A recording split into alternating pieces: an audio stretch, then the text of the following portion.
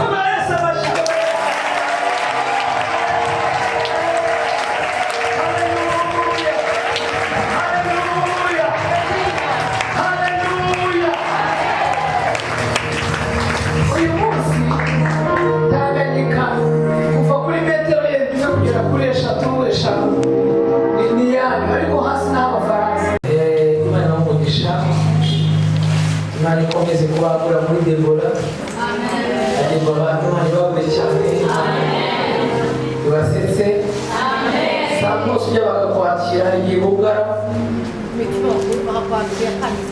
ashobora kuvuga ariya miryango akugara umutima nabyo byose birashoboka ariko ndabashimiye cyane uburyo mwanyakiriye kandi igikorwa cyo kuzajya kamusi rwose nzaza rero tubone iminsi nk'itatu kandi Dr Paul Gitwaza utahazaza kandi ahantu hari ku mutima itore ku mutima ariko namwe abadebora muri ku mutima wiwe rero twagira ngo uburyo tumumva saa sita akomeze ibiterane n'imugoroba rero twaravuganye aranezerewe cyane yarambwiye ngo ukomeze gukorera Imana kandi ukomeze kuba ku mavi kugera mu gihugu cyane Imana ikomeze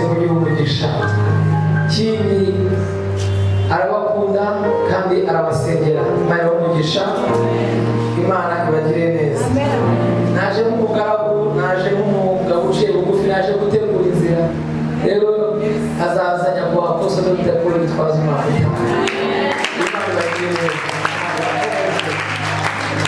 ndamushimira cyane. Nabonye ibintu nababwiye ngo nzababwira message Imana yampaye ku buzima bwawe. Nagiye kubona mbona umuyaga usa naho ntabwo utoshye umuyaga nabonaga ari umuyaga w'umwuka wera. Numva ijwi rimbwira ngo Imana imbere y'abayiyura irimo iromeza umuyaga muvanemo ikibi ku buzima bwanyu ku bugingo bwanyu. Ndagira mu kintu cyacu Imana yakoze bikomeye muri iyi minsi 21 murimo yo gusenga. Ikindi muka ngira ngo hashize iminsi 2 sibuka neza numva ngo Imana harabamyuguruye amakonte y'umugisha.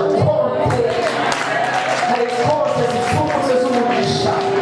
Ndagira ngo iyo konte y'umugisha numara kuyakira uzashima, uzahimbaza Imana kubw'imbaraga zayo, uzahimbaza Imana kubw'icyubahiro cyayo. Icya gatatu numvise umwuka w'Imana aganiriza ngo hari abantu Imana ihaye umunezero. Ugiye kongera kunezerwa ibyakubabazaga, ibyakugora Imana igiye kubivanamo. Umunezero ni ikintu gikomeye. Umunezero ntabwo wagura amafaranga, umunezero ntabwo wawugura wawutanga wina, ariko umunezero Imana iguhaye ni ubuntu bwayo. N'Imana iguhaye umunezero cya kintu cyakurizaga Imana yakivanaho imbere yawe, cya kintu cyakubabazaga cyatwaraho gutsindwa Imana ikigijeyo kubw'icyubahiro cyawe.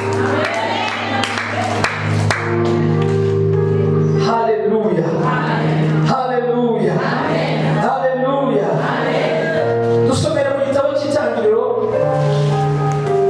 8:14. Uzi gukora imyaka 15 utagira saving ubwo ni musu, ubwo ni bafu, ubwo ni bafu. Uzi gukora imyaka 15 utagira banki ubwo ni bafu. Ndazo ukwegereye gukoreka byari bagana kubona no mu bibora gusa.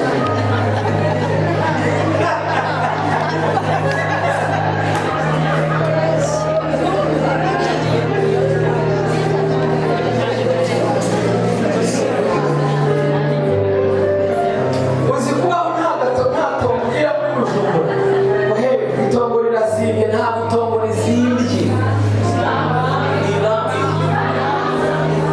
Itongo ntabwo rizimbye divi amutengi nta itongo rizimbye. Bagiye umwaka ushize yanagiye muri za muteko yacu Bukavu n'ifiteyo yinga ya 40 jours. Inzu iri mu kibanza cya Eglise irangana n'iyi. Inyuma ni hariya nyine harimo Eglise inyuma. Zanya kositeme harimo Eglise inyuma. Bashinze ibiti batera amabati barakora. Uzi ko barimo kunegosiya na nyiraho bagurishe korasha ryasize ku isoko. Amafaranga yabaciye ibihumbi 800 by'amadolari. Ibihumbi 800 bati wagabanije niba ukagenda na 400 tukishakamo tukajya no muri banki. Arababwira ngo ahubwo ni mutinda ndageza kuri miliyoni y'idolari. Ibaze pase iri bizumi kandi ni inzu yo muri mirongo iramuka mirongo 39 cyangwa 40. Inzu yo muri babiri. Mumbizo ko iyi parcelle yayo kuva hano kugera hari inyuma byarenga $100 y'amadolari. Abaye benshi sinka $300.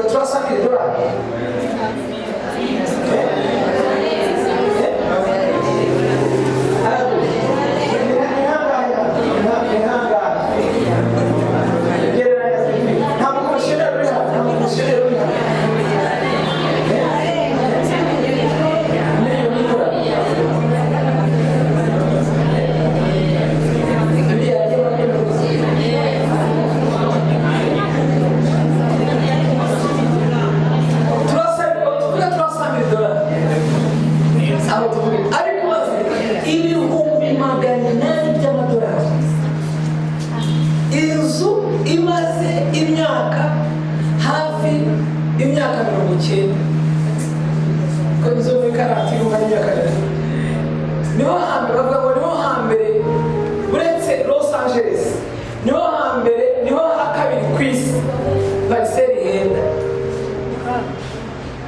Bukavu niho hakabiri kwisi twabajije ikishasa iyo pariseri twabajije nyine abantu bari ikishasa babo baratubwira ngo pariseri yaho ko ari afite 18 kuri karande bira ngo ngabo baratubwira ngo pariseri ikishasa ari menshi irimo niyo nzu nyine ishaje izinafutatrat kabisa ngo ntabwo yarenza ibihumbi 200 by'idolari ikishasa abaye benshi turasanga ndayibaze umupira bwira umuntu kwegereye ngo uyu munsi ibamfu irakufata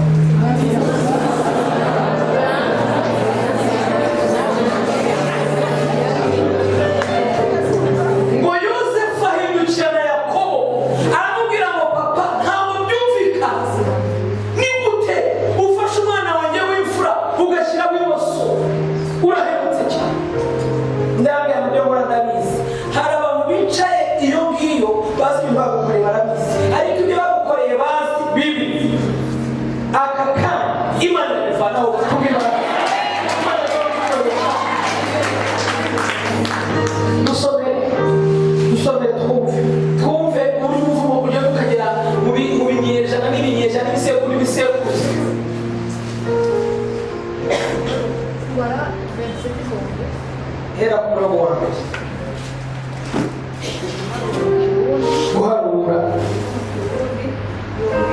namba wari mu Kirundi mirongo irindwi guhera ku murongo wa mbere umaze abakobwa ba Serofehadi bigira hafi Serofehadi yari mwene Heferi w'Gileyadi wa Makiri wa Manase wo mu rubyaro rwa Manase mwene Yosefu aya niyo mazina y'abo bakobwa ba Serofehadi Makira na Nowa na Hogila na Miruka na Tirusa bahagarara imbere ya Mose na Eleyazari umwerezi n'imbere y'abakuru n'imbere y'ikoraniro ryose ku muryango w'ihema ry'ibonaniro baravuga bati data yapfiriye mu bugaragwa kandi ntiyari muri rya koraniro yabifatanije na Kora kuganiriza Uhoraho ariko yapfiriye mu byaha byiwe ubwiwe gusa kandi nta bahungu yasize nicyo gituma izina rya data rizimangana mu muryango nuko atasize ni igico tuma izina rya data rizimangana mu muryango nuko atasize umuhungu nuduhe kuzogira ishamvu mubi wacu maze Mose ashira Uhoraho amajambo yabo Uhoraho abarira Mose ati abakobwa ba Serofehadi bavuze iby'ukuri ni ukuzubahe kwegukira ishamvu muri wabo ubashikiriza ishamvu ya se kandi ubari abisirayeli uti umuntu niyapfa adasize umuhungu umukobwa wiwe azaba ari we mushikiriza ishamvu yiwe naho niyo adasize umukobwa muze mushikirize ishamvu yiwe aho bavukana kandi niyo abatari bavukana muze mwishikirize ba se wabo kandi se niyo abatari bavukana ishamvu yo muze mwishikirize mwene wabo urusha abandi kuba hafi ayegukire ibyo bizobera Isirayeli ibwirizwa bazoba bakurikira mu guca imanza nk'uko yabariye Mose. nakurikiye kuyisomye hano no kubera iki nuko mu itangiriro Manase yakiriye umuvumo w'ibafu birakurikirana njyewe ziragenda abantu barapfa mu Egiputa urugendo ruratangira imyaka amajana irangiye Manase yavuye no mu nzira byararangiye imyaka amajana umugabo arahaguruka igitondo kimwe bita Serofehadi mwene Heferi mwene Gileyadi mwene Makiri mwene Manase waciye umugisha w'iki w'ibafu abyara abana b'abakobwa arangije ngo ntiyabyara abahungu itegeko ryaravuga ngo utazabyarwa n'umuhungu bavuze gakondo ni etaje n'iki umurage nta murage azawe nawe iwawe kubera inshuti zajyaho n'abakobwa urimo bararira Mahira ararira Nowa ararira Higira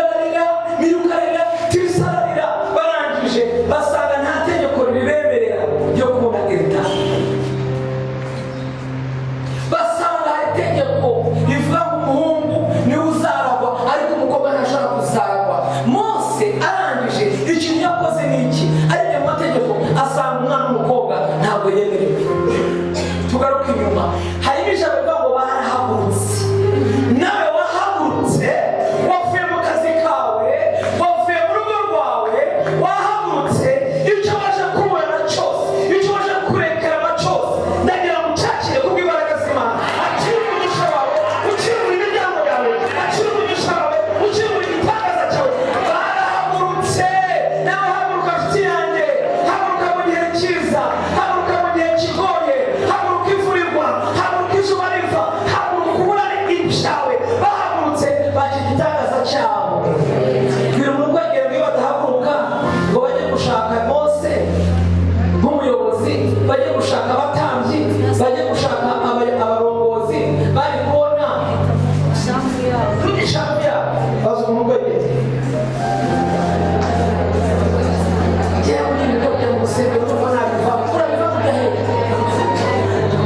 ngewe uri ibikoro byo mu rusengero reka da nzajya muri online birahari. Online si ikintu, online si ikintu. Jya mu materaniro, jya kuri eglise yawe, ushaka Imana, urabona umugisha uwo munsi, gira ikintu ukora. Mbese roferate karande y'imoso imugendaho, ifata abana biwe ngo abana bakirirwa barira abakobwa, abahungu bavuga amazina bashaka. Wa mukobwa uri hano birarangiye, akira urugo rwawe, akira umugisha wawe. Wa muhungu we birarangiye, akira urugo rwawe. Papa, mama, akira umunezero w'urugo rwawe, akira umunezero w'urubyaro rwawe, akira umunezero w'urushako rwawe, akira umunezero w'igitangaza cyawe kubw'imbaraga z'Imana.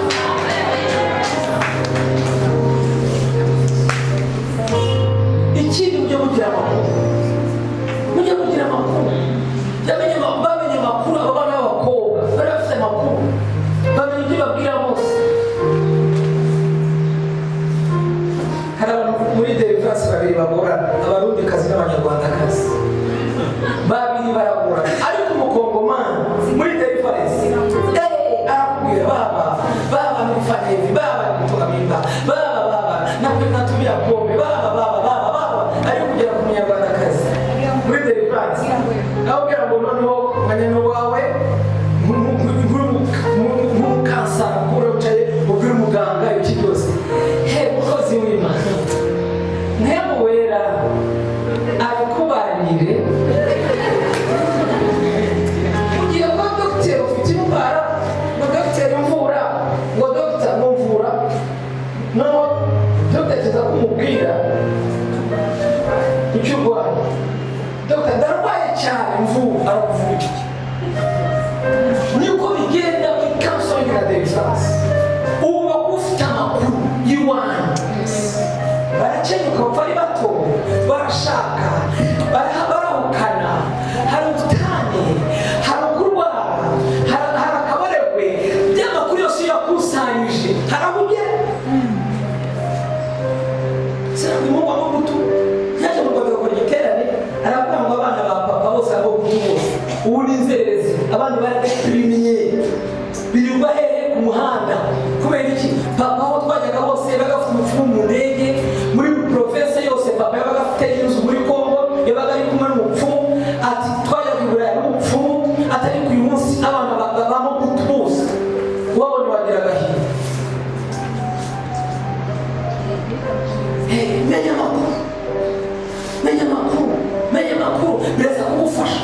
Menya amakuru. Dawudi yaravuze ngo nakwe, Dawudi yarafite igitondo kimwe asanga abana be barasamba n'abana be yabyaye. Kabiri asanga abana be bafata abagore be bakajya baryamana n'abagore be. Ngo Salomo yajyaga afata abagore babiri ngo 10 akajya amakuru uyu munsi, ejo akajya amakundi, ejo akajya amakundi. Salomo ngo umutima wa Dawudi urashwanyagurika urababara.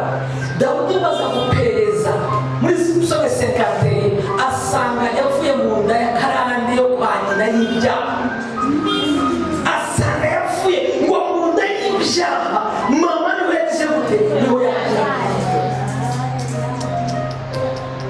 Ariko igitondo kimwe umuntu ugiye kumwica amuvana kuri abe ubwami ni umuhungu wiwe Abusalomu. Dawudi arahunga, amara imyaka n'imyaka yarabuze nde, yarabuze umuhungu wiwe. Dawudi araje aricara aravuga ngo uyu ntabwo nabyemera. Atangira kumenya amakuru, amaze kumenya amakuru niba nyamuze 32 aravuga ngo nakwemera ibyaha byanjye, ndahise sinabitwikira, ndaje ndatura, ndakonfesa, urambohora, umpindura umukomeye. Nyamvu Dawudi niwe mwana wapfuye afite ibintu bibiri bikomeye. Ingoma za mbere 29 ku murongo wa 28 ngo yapfuye ameze neza. Kabiri yapfuye aramye. Gatatu yapfuye afite icyubahiro. Kane ngo yapfuye ari umutunzi. Ibintu bingana uzi ko amaze kwibohora buri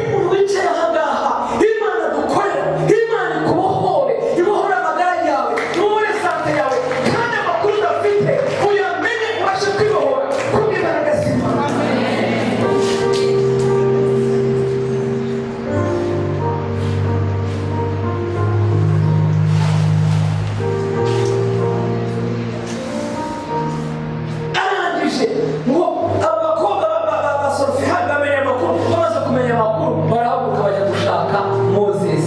Amakuru nawe Imana iguhaye aka kanya, amakuru yo kuvuka, amakuru yo gukomoka, ndagira ngo bivane.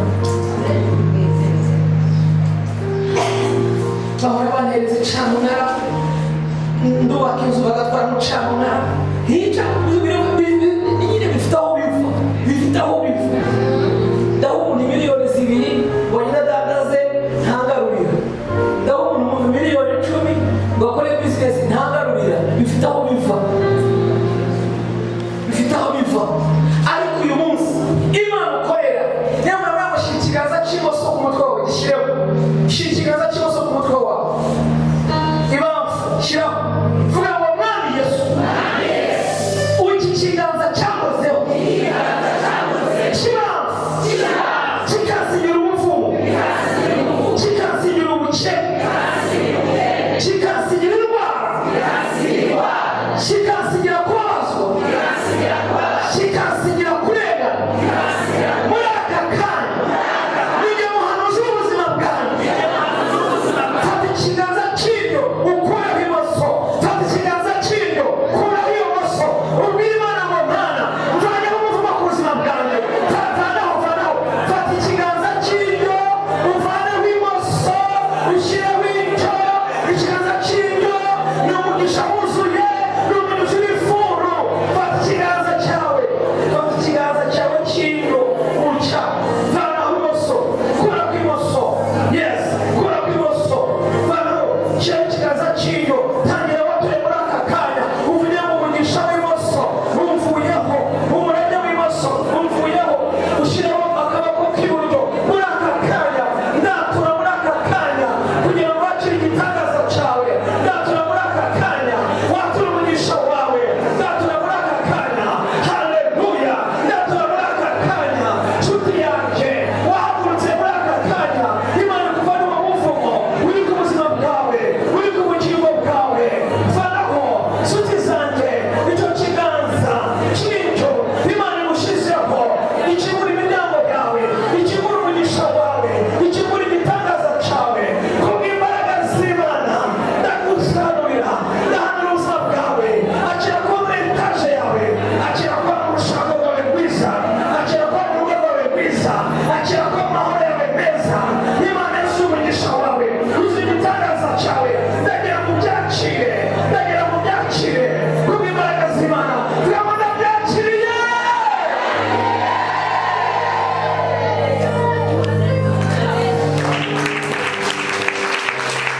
Umugisha w'igicaniro, ikindi gicaniro kiri mu rugo rwawe kitari icyuma, gisenyuke mu izina rya Yesu.